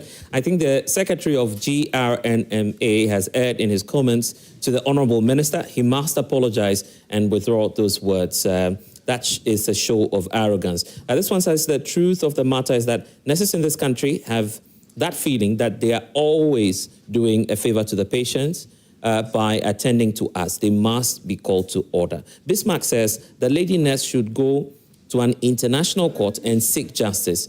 Abdul Ganyu is also here from Wale Wale. He says that the mess in our health sector, whom the attitude of some of the nurses and the politicians and PR of the union leaders is also sickening. He continues to say that let's commend the minister's swiftness in dealing with the issues because wrong is wrong, but the least said about the General Secretary of the GRNMA, the better. A lot of you are really coming hard at the GRNMA. Ivan, just do your take. Let me get online and take those online on the next issue. Sure. I think the whole essence of this conversation must gear towards a particular resolution that will aimed at addressing the many challenges that we have. You see, the healthcare is such that one way or the other, everybody is a bit entangled because one way or the other, whichever way, you might become a patient at any point in time. So I think we should see... But you see the comments, and so many people, I mean, almost everyone having issues. Yes, but I think we should seize the bastardization and look at a common ground, how we can improve on quality care. Because, like I said, every one of us at any point in time may become a victim. And the sad aspect is you only become a victim in your lowest moment. And these are the people who will be taking care of you. When you don't have the power to do anything. You may be the richest person in Accra, but at that particular moment, you are in your lowest element. And that is when you go through some of these things. So this is an opportunity for us, just like my younger brother said, to reflect and see how we can improve on care. And the various stakeholders involved must engage and have this multi-stakeholder dialogue, how we can improve healthcare. Because the kind of public perception about nurses is some way. And I think it's quite unfortunate. And we must do everything to ensure that we improve healthcare. And the sad aspect of it is there is this angle that we should also look at. Very often we spoke about allowances and stuff. I know doctors who are doing their housemanship. Some were posted somewhere last year, and they've been working for 1 year. They've not been paid a dime, but every day they're expected to go to work. You understand? So in this whole conversation, I think we need to look at all aspects and look at how we can improve, because they are also human beings. The nurses are not some isolated individuals who just join us in this country. They are part of our society. They are our brothers, our sisters, but the situations and the conditions some of the things that has necessitated some of these things. So I think the conversation should not be some sort of an adversarial conversation where we seek to impugn or denigrate them, but rather we must stifle a conversation that will seek to improve healthcare, because we are all stakeholders. One way or the other, you may become a patient, and I think that is what. And I love what you say about the moment you need the nurses. That will be at your lowest point, so you may not even have the strength to talk or energy to talk. Yes. Let's go online. Shamima, I understand you just want to deal with something briefly in a minute, then we move to the presidential jet, because Nana Poku is being with us. I'm happy we all agree that we are truly all involved in ensuring that we have a safe and sound health sector. It means the stakeholders within the health sector working together towards that goal. It means that an involved minister who moves away from his office goes around to ensure and to find out what is happening towards the intention of finding long-lasting, solutions to our shared problems. It also means that, again, not playing unnecessary politics, but to also put the facts out.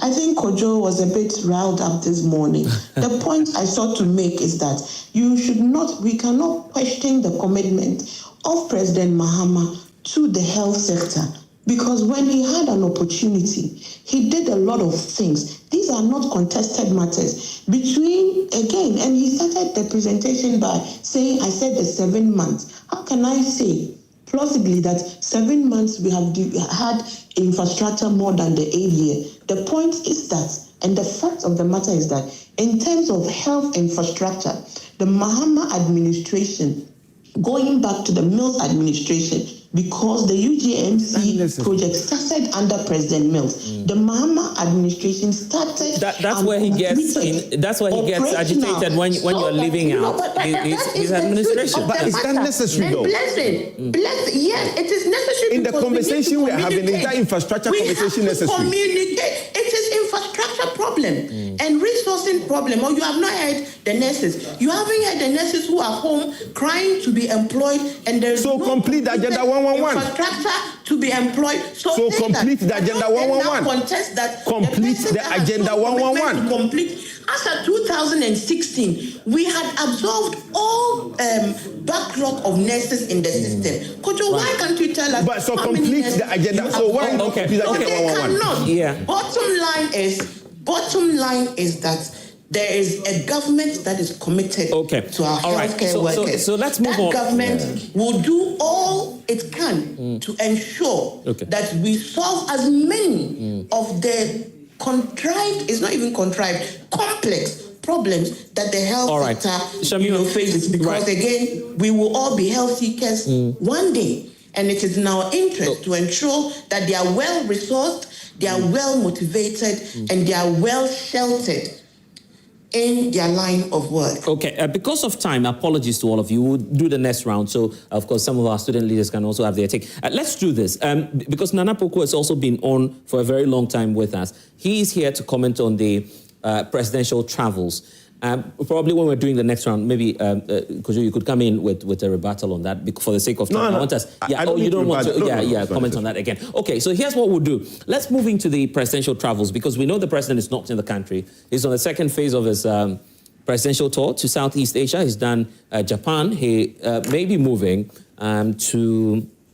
He will be moving to Singapore, we understand. Okay, but there's a group, the Trade Advocacy Group, they believe that they've done a lot of travel as business folk, right? Importers, exporters, traders, and people of commerce. So they want the president to purchase a new presidential jet, but that's stoking a lot of debate. So Nana Poku, thank you for staying with us all throughout. Start the conversation off for us. Many would expect, and apologies to your profession. I don't want to demean your profession, just as some people are taking on the nurses for saying a farmer is in charge of the health ministry. But of all the, experts and various groups of interest, you would not expect that traders would coming at this point to issue a statement about a presidential jet. Why are you concerned about that as traders? And Nana, kindly unmute for me while you make the point so we can hear you. So Nana, please unmute for me. Unmute your microphone for me so I can hear the points you're sharing with us. Nana.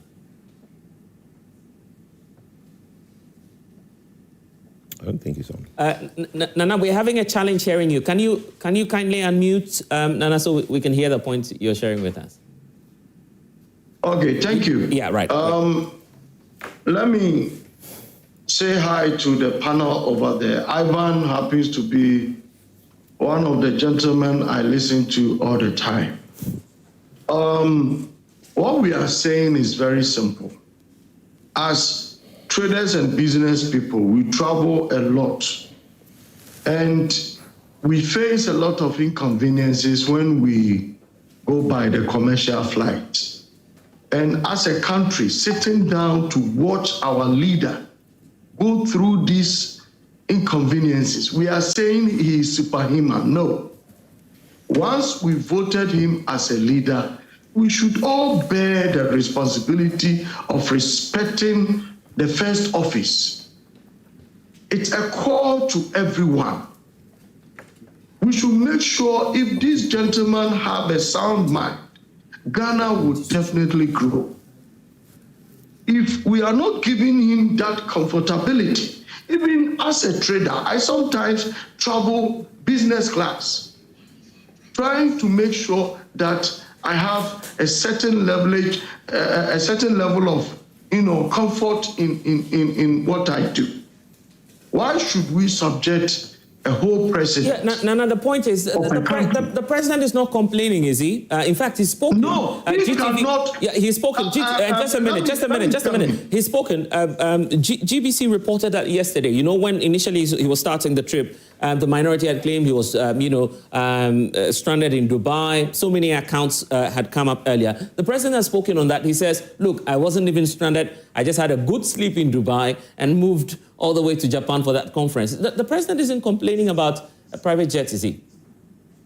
No, you see, he's being so political just to satisfy his political opponents. How so? I've spent time at the airports all over these years. It's not good. He's just saying to just satisfy some people, just to make it as if he's inconvenient levels. No.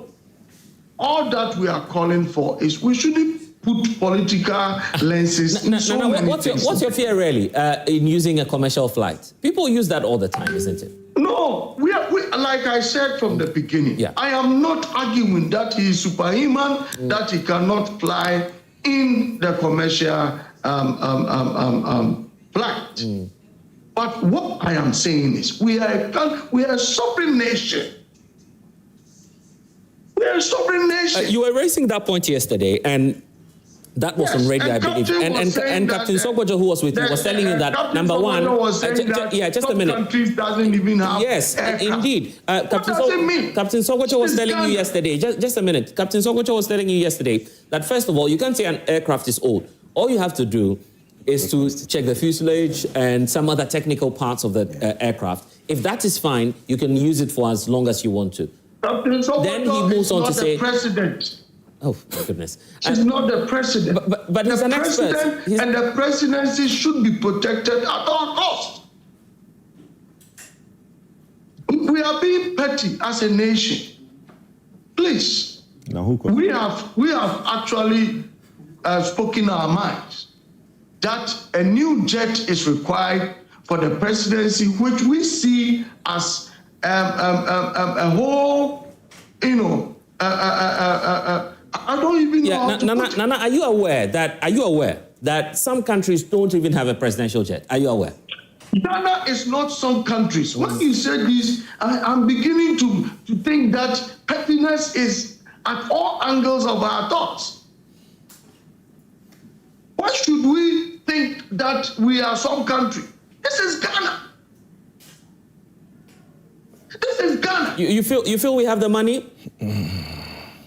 Oh, we go for loans and come and throw it into the bushes. How come we cannot go for a loan to buy an aircraft? You want us to take a loan to buy a presidential jet? You see that this one that is gone for repairs was bought by NDC government. No, President Kufuor actually purchased this one. It's in France. That's the Falcon. Did President Kufuor take it away? No. So we should treat the presidency as an institution, not an individual thing. Kojo, Nana, let me ask you this question. You are in the business field. As your coalition, are you willing to contribute towards that? You're rich men, you're businessmen, you have all the cash in the world. You're saying we're not poor, is it? Come to that level. Okay. We are being too petty. It shouldn't come to that level. Ghana can do this to save our leadership. We can. And we shouldn't be too petty. Like these nurses and doctors issue. If you've been to hospital and you've witnessed a negligence from the side of a nurse or a doctor, you will not believe it. Who are suffering in the country. Out of, please, we should stop this. Okay, Nana, just hold on for me. Let me get the thoughts of Ivan and Kojo. Ivan, that's the point. Businessmen want the president to go all out, purchase a new presidential aircraft. That would be another political hot potato. I think considering the recent news about how the president got stuck up somewhere, as a Ghanaian, I think it's always right, or it's common to see some of these concerns being expressed, that the president would need some sort of comfort, and his security and other staff are concerned. We need to do something about it. But I think at this point... He's denied it. He said, he had a good yes, in Dubai. Okay. That's what he said. But I think at this point, activating a conversation for a purchase of a new presidential jet will be a jump over. And I think we must slow down, because as at this point, none of us is privy to any technical report detailing the fact that the current presidential... If you say that, people will challenge you on that, because may his soul rest in perfect peace. Dr. Omani Boma addressed the press in July, calling the presidential aircraft sick. That's how he tagged it. Yes. The reason for which is in France. But sick, not dead. Right? Yeah, I guess. Sick, not dead. It's the reason why we've taken it for repairs. So why don't we wait for a technical report from the engineers? If they're able to pass some kind of a conclusive judgment that at this point, this particular jet cannot be used any longer and must be grounded, then we can have that particular conversation. You feel it should be based on a report? Why not have more than one? Say you have, and it's just like a normal analogy of a car, right? You have a car, one isn't working, you rely on the other. Now the president will have to fly commercial simply because we are relying on one. Yeah, I think that is a conversation we can have, but I'm just basing on the fact we have... You don't feel we should buy an extra one? At this point, I think that would depend on the state of this particular jet. We wait for a report and see whether they are in good condition. We can have two. Captain Sogojo yesterday was telling us, apologies for those who didn't listen, last night. He was saying that Nigeria, you have as many as 5. Yes. As 5. For Nigeria, our big brothers. Oh, yeah, we can have. I think it's a conversation that we can have, but based on this peculiar situation that we have at hand, I think we need not to jump over ourselves. Don't you feel it's because of the politicking that we did around it? No. I don't see the political bit of it. You see, I have listened to some people calling on Honorable Okujeto and Felix to apologize to. I think that particular argument lacks some logical. Are you sure? Yes. Why should they apologize? For what? The fact of the matter is that at the time when the president was hiring these expensive jets, at the time, we were privy to the prevailing economic circumstances and the situation at the time. It hasn't changed, though. That is why I'm not calling for a purchase of a new jet. You understand? The prevailing economic circumstances of the country at the time did not warrant the president going out there to hire an expensive jet. You see, it's not about the hiring, but it is about the type of jet you're hiring, and the cost at the time was quite outrageous. And that is... You give a chance to the president, he would have to choose... Exactly. No. But you see, if you are being a president, it's not an avenue to be in luxury or comfort. You see, very often you must put yourself in the shoes of the citizens and must reflect the economic circumstances that the ordinary person is going through. Yes, I am not against the fact that the president going out to hire a jet. If the one we have is not in good condition, he can always go for but you might opt for less expensive ones. But the conversation at the time, no, they don't need to, because the time in question, we were in dire condition, economic conditions. At a time where all the rating agencies have downgraded the country, at a time we were knocked out of the financial space, we could not go out there to borrow. At the time, pensioners were forced to take a haircut and those kind of stuff. These were the economic prevailing conditions at the time. So, as president, if you cannot identify yourself with these challenges that the ordinary person are going through, and you opt to go for such an expensive jet, definitely it was still full of conversation. So for me, I don't think they owe anybody an apology. No. Imagine there is a room full of people having a conversation to take a decision to get a plane. And those at the table is Oblakwa, Honorable Oblakwa, Felix, Shamima, and the president himself. The president himself and all the other people who bastardized having a presidential plane in the last 8 years. Was that really what they did? Yes, please. Oblakwa basically made it a political meal every time he was on TV with documentation to show and all that, right? Imagine those guys are in a room to talk about prezzential plane. Would that ever happen? It could happen. He's posted on X. The foreign minister has posted on X, and he says... Let me finish. You don't want to listen to him? When I'm making my submission, let me finish. Listen, let me tell you something. We spent over 780 million Ghana cedis in one day electing a president. Let it sink in. Over 780 million Ghana cedis in one day. That's how much our election cost. How much our election cost in 2024. Right. 780 million. The specific number is 786 million Ghana cedis to elect one person. But it's too much of a problem when that person we spent 786 million Ghana cedis to elect has to travel, and we have to give him some level of luxury. Are you saying we elect presidents to leave? We elect presidents to give that office. You see, it is not the person that we should look at. It's the office of the president. Kojopoku, my complete and ultimate submission is that our presidents travel too much. We should have less travels of presidents. The executives, the parliamentarians, the MPs, the ministers, everybody travel too much in this country. It's too much. We should lessen, for me, 5 travels a year. UN, ECOWAS, AU, and maybe... If there's a development fund of about 100 million I don't see to pick up. Somebody saying that... No, because the president, for instance, in Japan, the president has just signed a 100 million deal. He has not signed anything. An MOU that we've signed has never materialized. Let's move on. But the person will come to Ghana, somebody will ask him for 10%, and that person will go back. So let's move on. You're being doubtful. No, it's never happened. All the MOUs that ever signed in this country has never materialized. So these travels or these economic will never happen. Listen, you are traveling on business. On Emirates to go and ask someone to invest 10 billion in your country, would he take you serious? Please. Look, I was going to point you to what the foreign... No. Yeah, I was just going to point you to what the foreign minister says. My brother. He says, just briefly, because of time, he says that, look, you don't have to ask me to apologize, because even President Nanado himself, when he was a member of parliament, criticized Jerry Rawlings for his decision to purchase Jerry never bought a plane. A flight lieutenant who was head of this country from 81, it's only in 98 that he got the Gulfstream. And even that one was shared in secrecy, so President Kufuor in 2006 let it go. My brother, let's rebase this conversation. Does the presidency need a plane? President Kufuor opposed that. It doesn't matter who, my brother. Somebody opposing it, this person opposed, doesn't make it right. That is where they are suffering. They are suffering it because they oppose it, they can now speak for it. But I'm saying that, as a country, does the presidency need a plane? Yes.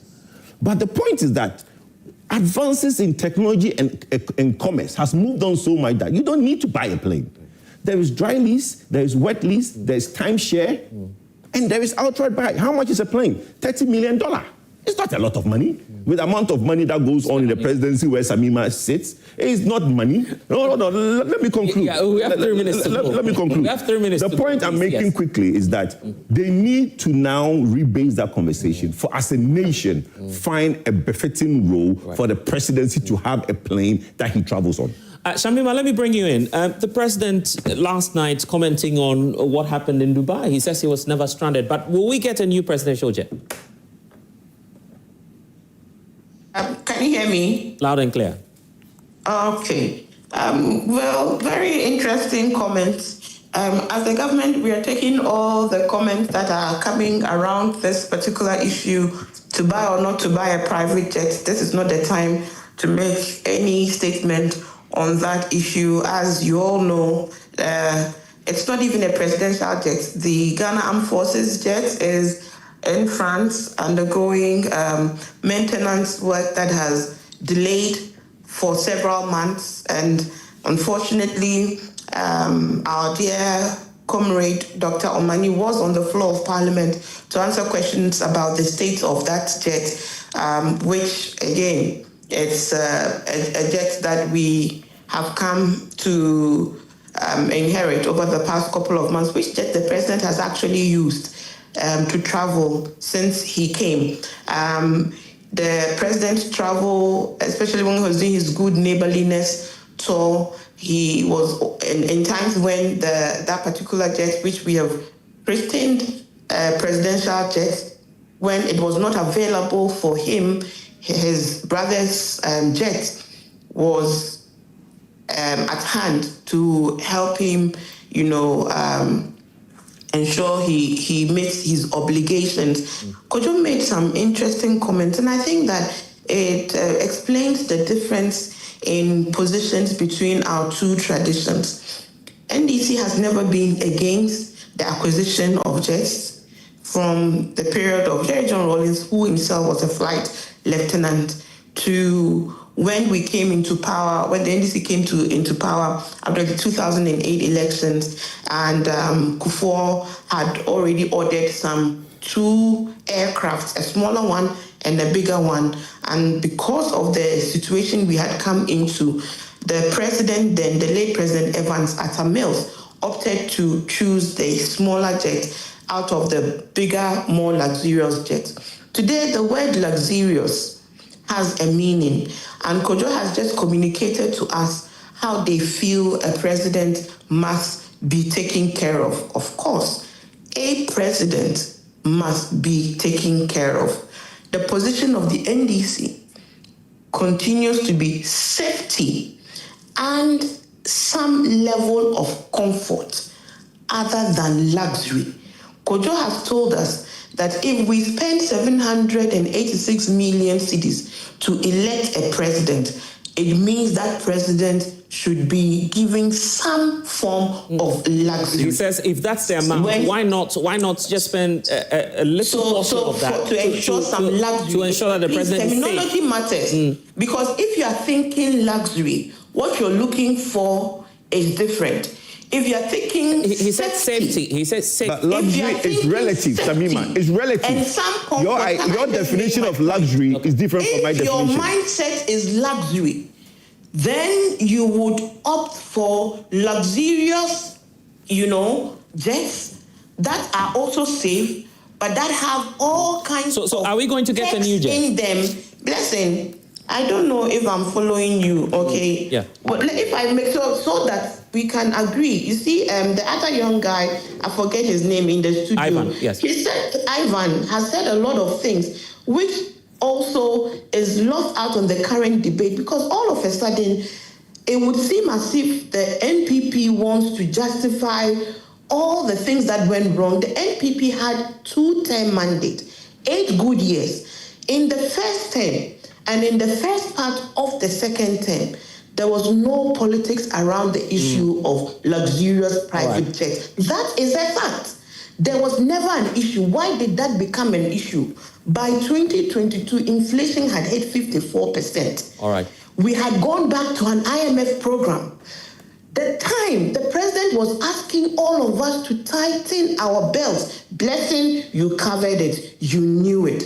Was that the time? And today, Kojo has told us that all these travels we have been doing and signing MOUs has yielded no fruits for Ghana, which means that even our complaints that the president then, when he wasn't using the state aircraft, but opting to use a luxurious aircraft, Kojo has just told us this morning that even with those travels, nothing came by way of benefit to Ghana. All right. Then that even makes our concern more poignant. So it is never about purchasing or having or ensuring the safety of the president, that will be done. Okay, and even as we speak, yeah. if President Mahama needs to travel with a private jet, it will happen. The difference would be that the mindset in securing that private jet is not about a luxurious private jet to ferry the president to the spaces. And since he came, he has turned down a lot of invitations to travel. I see. He's traveling minimally in comparison. And he's traveling more prudently in comparison. Yeah. And we must accept all this and not make it look like all of a sudden all the wrongs and ills that we all saw about the profligacy of the outgone government are today justifiable because the president has elected to travel commercial. All right. Apologies to... It's almost like President Mahama... you let other people talk. Apologies to all of you. I'm just prompted that we ran out of time. All the time. But she came in later than you, Kojo. We need to go. This is what I want to do briefly, please. Just spare some 5 minutes for these gentlemen who have spent time with us in studio. The gentleman in front had wanted to make a point quickly, or we start from the back and then we come to him. Yes, 30 seconds each for all of you. Yeah, so 30 seconds, yes. I would like to start by saying that symbolism and comfortability must never overshadow fiscal responsibility. What I'm trying to say is that at this particular time, we are looking at priorities and economical fit first. Yeah. What do we need as a country right now? Can we prioritize the buying of private jets to other economical activities and economic importance and some agent ministries that we are supposed to look at? Education and higher sectors. I mean, we've already discussed that we should take a very close look at it first. Yes. Thank you. The gentleman in front, yes. 30 seconds. Yes, just go ahead. We can hear. I think that the need for a private jet at this moment is not needed. Yeah. Yes, the president is traveling, he's restrained, perhaps spending 20 hours on a transit at Dubai or something like that. But I think that because of our current economic situations, buying a private jet right now is not a necessity. However, if in any case that we've been able to get recovered by, our economy, our economy is able to recover from its woes, I think buying a private jet would be an issue of something that we should look into. However, it shouldn't just be about politics. We should look at the issue of security and priorities. Okay. At the end of the day, right now, we have much more things that we need to do with those monies that we can use to buy a private jet, and also to look at the security of the president. Right. Speaker, briefly. Well, I would like to touch in by saying that the issue of political polarization surrounding this jet debate, with the accusation of hypocrisy and this partisan double standards dominating this narrative, is not necessary. Right. It is really national security at stake. Whether the president chooses to reduce travels or not, national security is still at stake. If it becomes relevant, there is the need for consideration. Okay. And I'm grateful to you, gentlemen, for joining us in studio. To Kojo Poku, Nana Poku online, Ivan. Nana Poku, you want to say something? 30 seconds as we go. All that I want to say is Ghanaians should be real. We should stop dreaming and face reality. The president, no matter what, is our number one gentleman. And at any point in time, he should be protected. All right. Okay. We keep our stance that we get ourselves tools that will make the presidency dignified. All right. And indeed, grateful for your time, Nana Poku, who is the General Secretary of the Trade Advocacy Group, to Kojo Poku and to Ivan, and as well you, Shamima. Earlier we had Tony Goodman here with us, and grateful to the leadership of Nooks for gracing our studios with beautiful thoughts as well this morning. We are grateful indeed for your time, and for those of you who've been online with us on Prime Insights. My name is Blessed Sogah. We can connect on social media at Blessed Sogah, and of course, we'll take the conversation from there. We're crossing you over to the University of Ghana Sports Stadium, where we're bringing you the Joy Sports Invitational Tournament. It's happening, lots of companies there as well. Of course, this is brought to you by the Multimedia Group. You should enjoy while you stay here on the Joy Prime channel. We'll see you again next week. Bye-bye.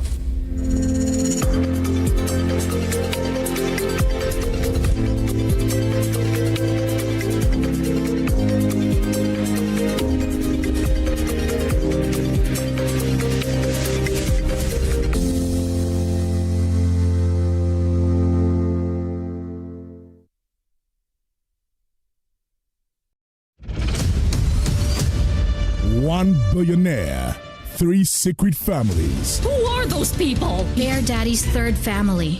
Polygamous at heart, but the man always has the love of his life. That Lily thinks that she has won. Well, I'm sorry because she's mistaken. She may have won the battle, but she has not won the war. You'll not let them beat me. That's the spirit, girl. Yeah. Don't ask me not to love him because I can't do that. Think it's true love. You will pay for this. Don't miss the twists and turns of sibling rivalry, fueled by their angry mothers. Family Jewels.